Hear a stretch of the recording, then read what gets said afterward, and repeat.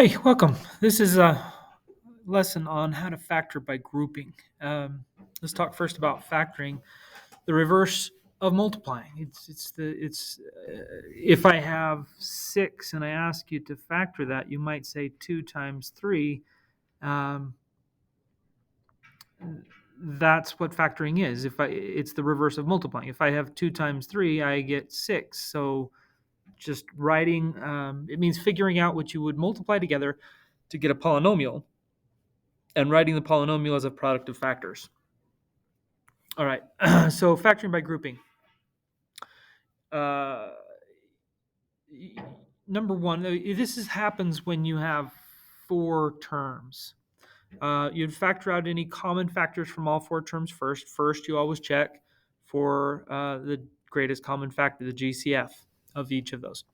Number 2, look at or group the first 2 terms and the last 2 terms of the polynomial separately to get an idea of what that means. As we are talking about these steps, let's take a look at this. Number 2, in example 1. So I group these two together, x cubed minus 4x squared plus 3x minus 12. And I group those together as it says to do here. To group the first 2 terms and the last 2 terms of the polynomial, and to do that separately, put them in parentheses. So number 3, factor out the GCF from the first 2 terms, then do the same for the second 2 terms. Make sure you identify whether your GCF is positive or negative. So let's take a look at that. Number 1, x cubed and minus 4x squared, the greatest common factor there is x squared.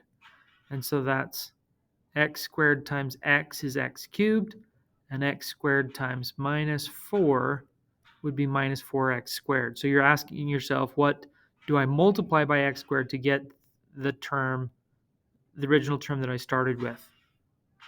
The second group, same thing, but here the greatest common factor is 3. So I put 3 times x. 3 times x is 3x, and 3 times minus 4 is minus 12. So we factored out the GCF for each of those. All right, let's take a look at what's next. Number 4, you should have the same things left in both sets of parentheses after you take out the GCFs.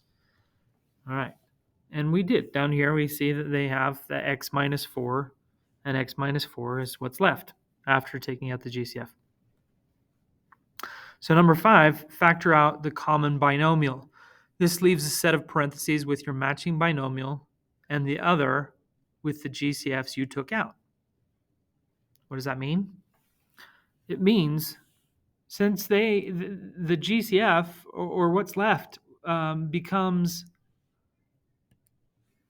since I've got x minus 4 here and x minus 4 here, that then becomes the common factor. And so I can factor that out, x minus 4. And when I factor that out, what's left here is x squared. And when I factor out here, I get plus 3. And so that is what this looks like when you factor out by grouping. All right, let's take a look at, we've done that. Let's take a look at the box method. Factor out any GCFs. If I look at number 2, the first 2 have m's, the second 2 have n's, but they don't all have m's, they don't all have n's. Some of them have p's, but not all of them have p's, and some of them have q's, but not all of them have q's. So there's no greatest common factor amongst all 4 terms. So what does it say to do next? We've checked for the, you always check for GCF, and we did that. Number 2, make sure the polynomial is in standard form. Okay, looks like it's in standard form. Draw a 2 by 2 box. Again, this is for when we have 4 terms. Okay, 2 by 2 box. Place the first term in the top left box. That would be MP. And the last term in the bottom right box. That would be NP. q. The middle two terms of the polynomial can go in the remaining two boxes. So we're going to do that. M, Q, and N, P. And then it says look at each row and column separately. Factor out the GCF from each row and each column. All right. The top row, what they have in common is M. The bottom row, what they have in common is N. And the first column, they have a P in common. And the second row has a Q in common.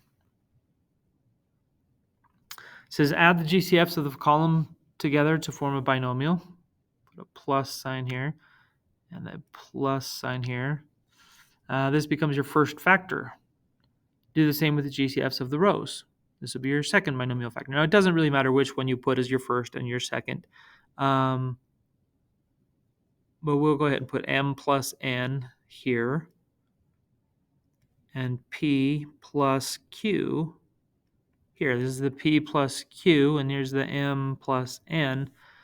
And it would be the same if you put those in the reverse order. It doesn't matter. So that is our factored form. All right. We have done this in both ways. Let's go back and try this by grouping. With this one, your third term has a minus sign in front of it. So you need to make sure that when you're rewriting this, and I'll show you, 4y cubed plus 2y squared, that I put a plus sign in front of it so that I've got plus minus 6y. So I haven't really changed the sign of it. I just put the plus sign in front of it. Minus 3. So that when I group them, that minus sign, minus 6y and minus 3 all stay within the parentheses. And if you put the minus on the outside, you're changing the value of what's inside. So you need to make sure you do that. So I grouped the first two and I grouped the second two. And then I factor by greatest common factor. So I take out y squared times 4y plus 2. And in the second expression, I've got minus 3 times, the greatest common factor here in this first set would not be 4y cubed plus 2y squared. It would be 2, and that's 2y plus y. Nope. 2y plus 1, sorry.